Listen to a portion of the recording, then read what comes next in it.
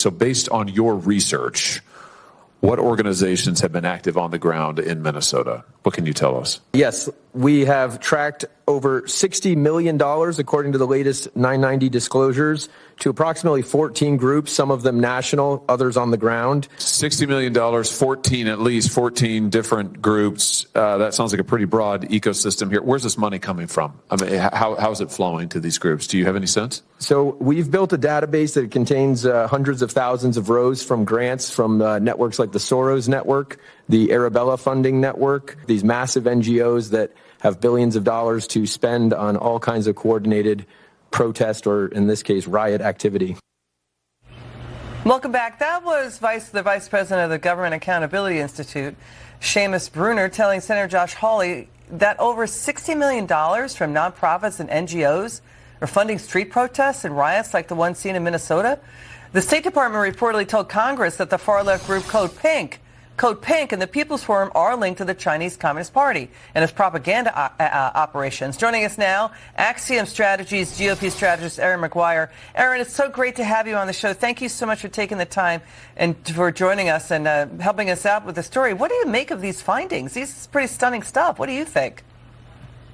It's stunning, but it's not unfounded, and it's completely accurate. Democrats have always been this gaslighting ex-boyfriend to the American people. They've pretended time and again like they don't use dark money and it's Republicans who are the problems. But in fact, it is Democrats who regularly are funded and have built their political enterprise on these dark money leftist groups that we can't find out where the money's coming from. At least the State Department is now stepping in and lifting the veil to foreign interference and foreign attempts to meddle in the United States and our political process.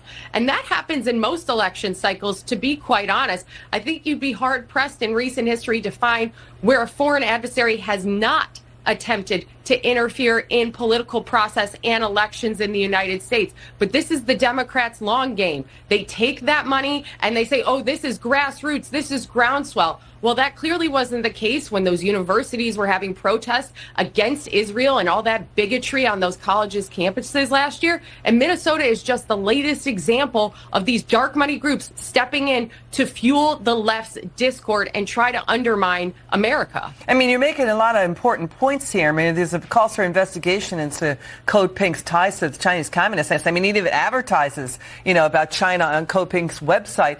Should there be tax-exempt investigations? In other words, criminal investigations by the IRS and the DOJ, because this is clearly, having covered the IRS and taxes for 2 decades, this is clearly in violation of federal laws. They're not allowed to engage in politics like that, much less funding rioting. Absolutely. There should be thorough investigations into who is funding these